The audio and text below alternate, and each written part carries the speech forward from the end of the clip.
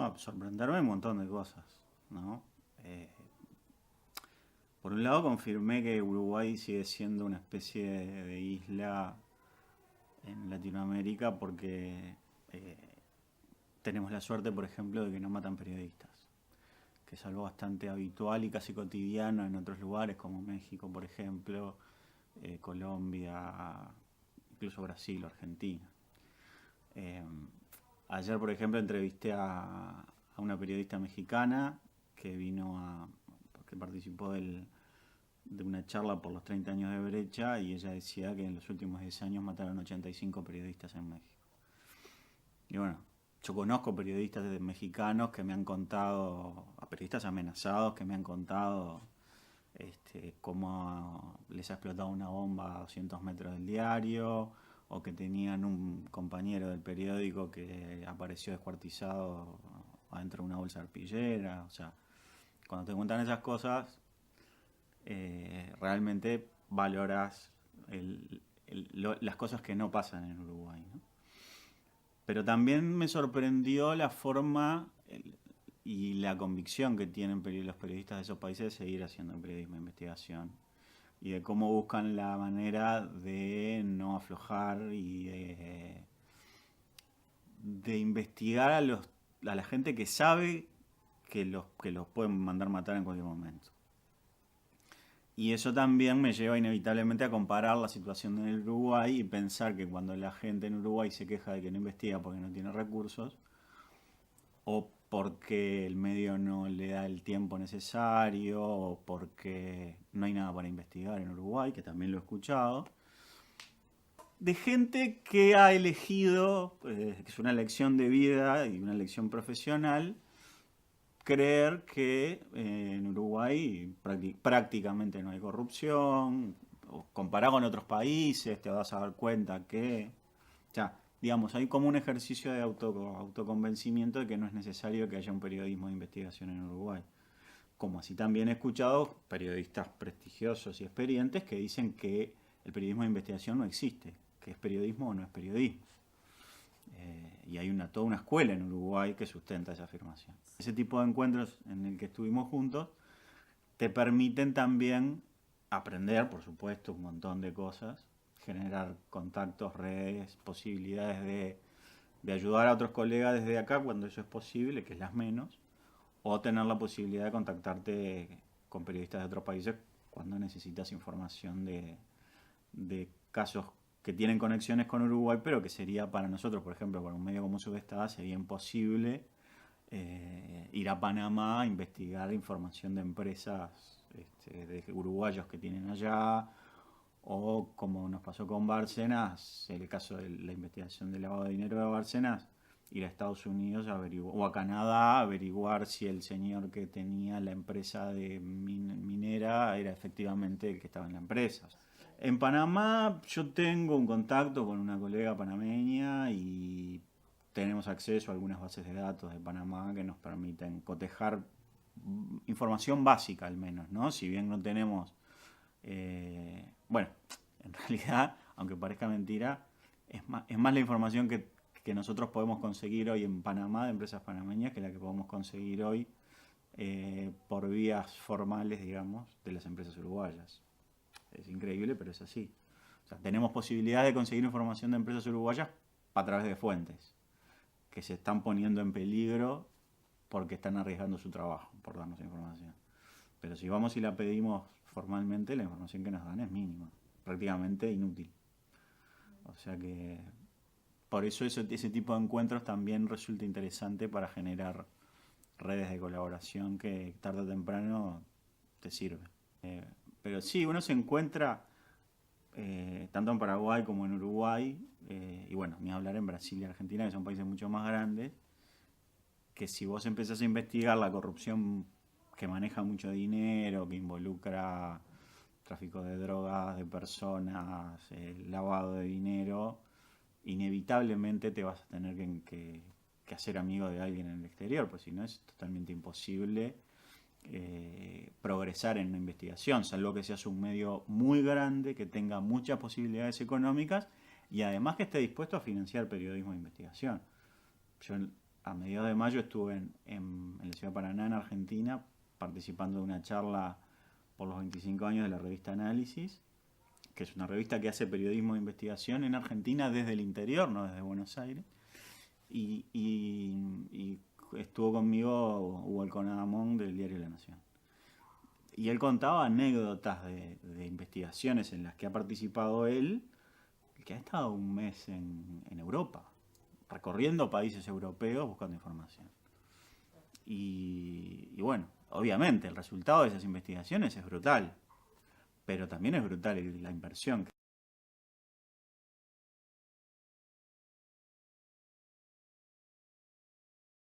Y yo creo que lo que nos falta en Latinoamérica en muchos aspectos es capacitación.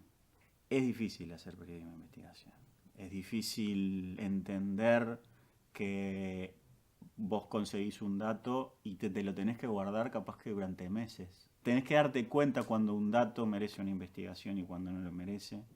Tenés que tener herramientas metodológicas para hacer una investigación, tenés que tener fuentes, tenés que tener paciencia, tenés que tener las ganas y la disposición de quitarle tiempo a tus amigos y a tu familia y a tu descanso y a tus vacaciones para investigar.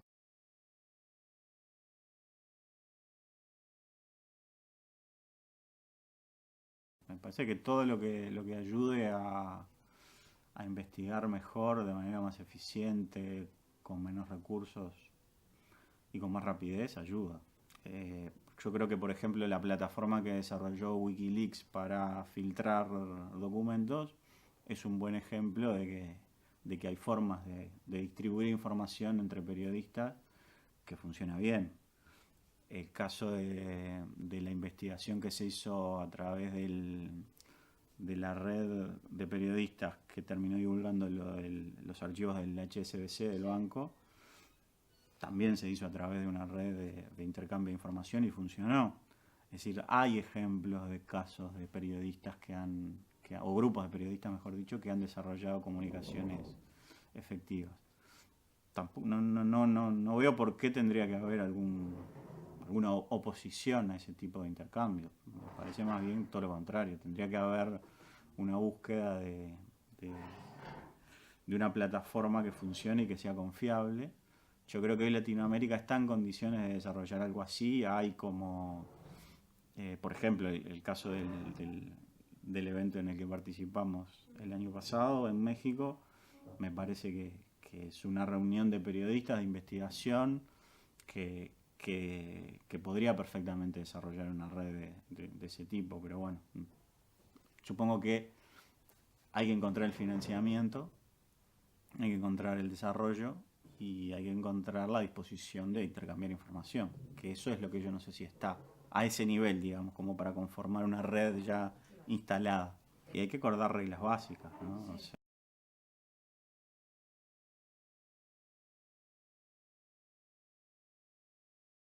claro, yo tengo una discrepancia esencial con esa afirmación, ¿no? Yo creo que es exactamente lo opuesto. El periodismo de investigación es en equipo.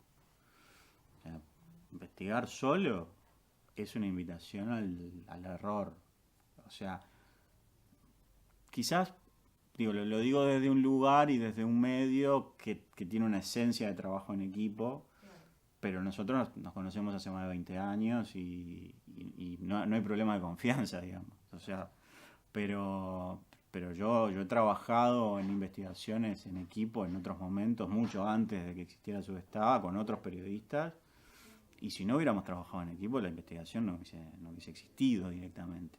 O sea, por una cuestión de tiempo, de recursos, de acceso a fuentes. eh, Vos multiplicás geométricamente la posibilidad de acceder a información si trabajas en equipo. Trabajar solo me parece que es desaprovechar oportunidades y es creer que uno puede hacer más de lo que realmente puede hacer. Ni siquiera digo del conflicto, de la discrepancia es de donde nace lo más rico yo me puedo equivocar, me equivoco todos los días, y en una investigación compleja las posibilidades de equivocarme son mucho mayores. Y si otra persona ve mi trabajo, por supuesto, desde la honestidad intelectual y desde la confianza y desde la rigurosidad profesional, el trabajo va a ser mucho mejor.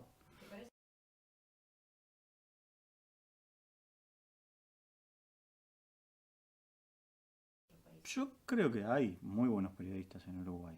Lo que no sé es si esos buenos periodistas están dispuestos a dedicarse a la investigación periodística y al intercambio de información con otros periodistas de otros países. Lo que pasa también, me parece que en Uruguay como sociedad sigue siendo muy provinciana y las investigaciones periodísticas en general y los temas internacionales en general no tienen el rating que deberían. Es decir, por ejemplo, nosotros hicimos la investigación de Bárcenas y yo siento que no tuvo la repercusión que debió haber tenido. Confluyen varias cosas en ese caso en particular. En primer lugar, el hecho de que nosotros nos dimos a conocer a la vida pública con esa investigación. Si bien todo el mundo en el medio periodístico sabía quiénes éramos nosotros, quiénes somos y lo que hacemos, y los antecedentes que tenemos, yo creo que fue como un impacto en el sentido de que si estos tipos arrancan así, o sea, la primera cosa que publican es esto, y nosotros le damos vida, por decirlo de una manera grosera, en qué va a terminar esto. O sea, le estamos alimentando a un monstruo que no sabemos hasta dónde va a llegar. Después hay otra cosa también, que levantar una investigación tan densa, eso es una autocrítica que nosotros nos hicimos después, ¿no? Releyéndola nos dimos cuenta que era de una densidad tal de información que era difícil levantarla.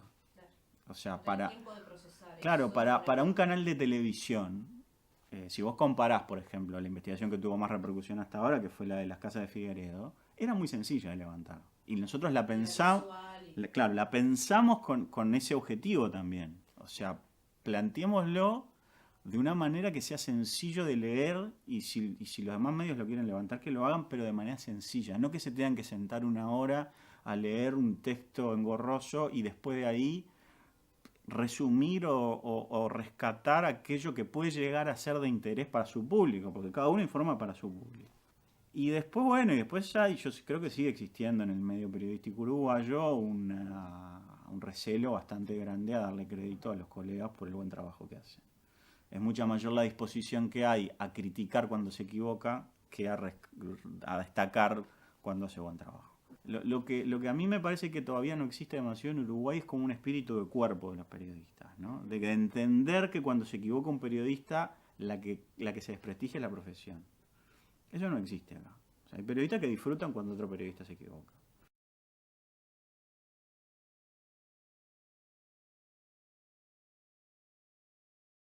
Lo que hay ahora, que me parece que es una experiencia que está dando sus frutos después de varios años de trabajo, es sala de redacción en la Universidad de la República, que acaban de publicar, por ejemplo, una investigación sobre la calidad del agua que no se había publicado en ningún medio comercial, profesional, digamos. Yo conozco el caso en Guatemala de Plaza Pública, que es un gran medio de investigación y que no solo tiene su sede, sino que su financiamiento es de una universidad. Nació como un proyecto de alumnos de periodismo de una universidad que después se consolidó cuando salieron de la carrera y se quedaron ahí, funcionan ahí y han ganado premios internacionales. Entonces, digamos, es un modelo que sirve, que funciona, que es exitoso en otros países. O sea, no veo por qué no debería funcionar acá.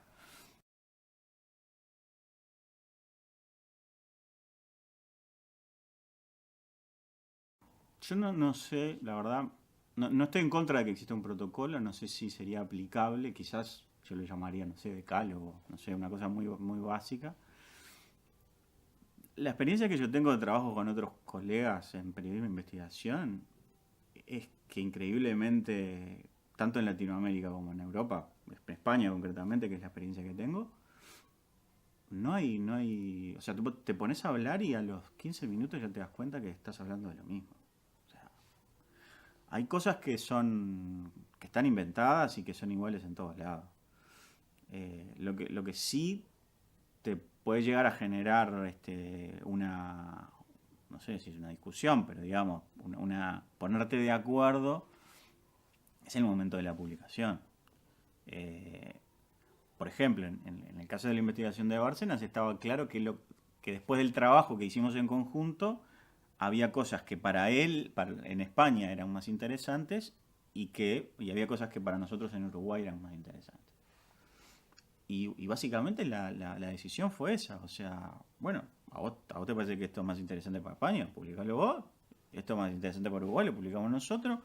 Más o menos. ¿Qué día lo publicamos? Bueno, una semana antes, una semana después. O sea, creo que no habría que, digamos, hacer una cosa así tan estricta de cumplir con determinados pagos. Cuando uno habla de protocolo, suena a algo muy cerrado.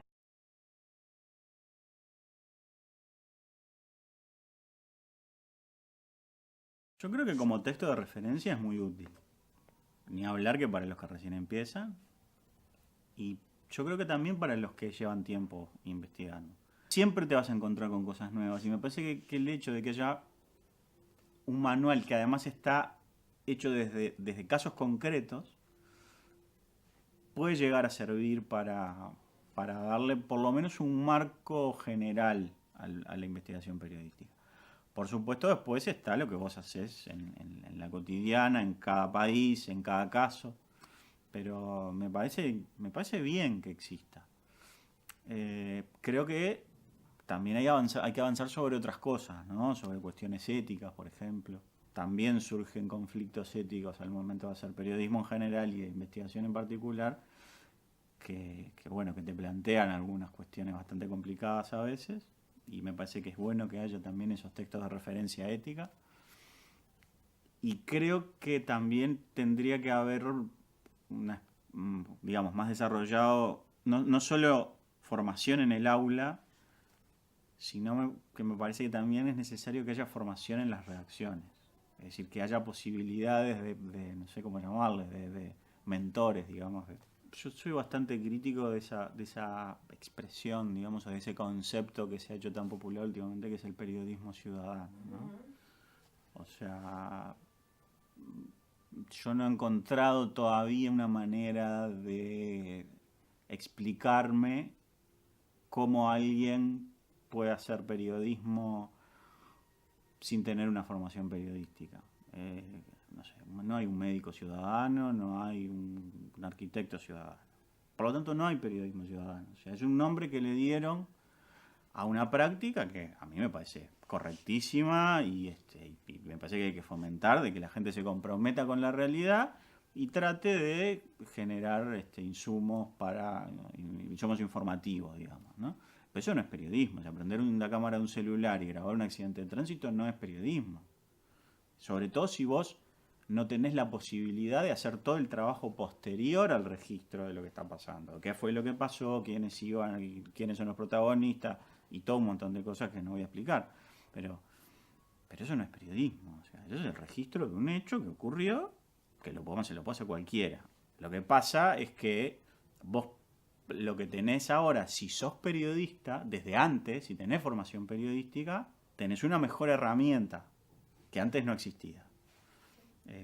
Por ejemplo, está el caso en Brasil de la Media Ninja, que es un grupo de jóvenes periodistas que hacen periodismo con sus celulares. Y se hicieron famosos cuando en Brasil, en el 2013, empezaron las protestas contra el Mundial. Sí.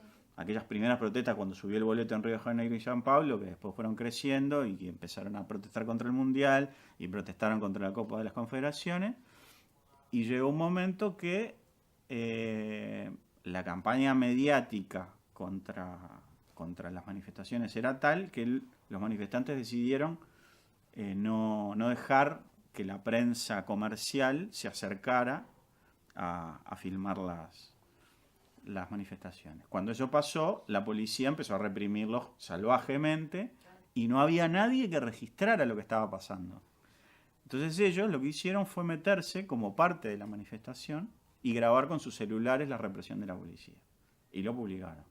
Y como eran los únicos que tenían las imágenes, pero tenían imágenes hechas con cabeza periodística, había un criterio periodístico atrás de la captura de las imágenes. El resto de los medios no tuvo más remedio que levantar las imágenes que ellos tenían. Entonces se hicieron hiper famosos. Y hoy es una referencia de periodismo, pero no es periodismo ciudadano, es periodismo, punto. Con la investigación periodística es lo mismo. O sea, no es cualquier periodista que puede sentarse a hacer una investigación. Se necesita un aprendizaje, una práctica, una experiencia, equivocarse. Al periodista no le gusta equivocarse y nos equivocamos todos, y cuando se investiga el riesgo de equivocarse es mucho mayor. Por eso es bueno que haya equipos de investigación. Hay medios que tienen unidades de investigación que integran varios periodistas. En Uruguay es una utopía que nunca va a suceder. O sea, nosotros con Pablo y con Walter trabajamos en un medio que en algún momento quiso hacer una unidad de investigación y duró, yo no sé si duró 2 semanas la idea. O sea, porque implicaba destinar recursos financieros y humanos a investigar temas que en definitiva vos no sabés si van a tener un resultado concreto. O sea, vos cuando empezás a investigar no sabés cuándo terminás y no sabés si al final vas a tener algo para publicar. Esa es otra contra que tiene la investigación. Que vos tenés que tener claro y asumir que hay veces que vas a investigar un mes o un año y no vas a tener nada para publicar. De ese tema, por lo menos. Capaz se te abren 10 investigaciones. Pero, o sea, es bastante frustrante a veces, ¿no? Y bueno, hay que tener una cabecita bastante especial para asumir todos esos riesgos y esos desafíos.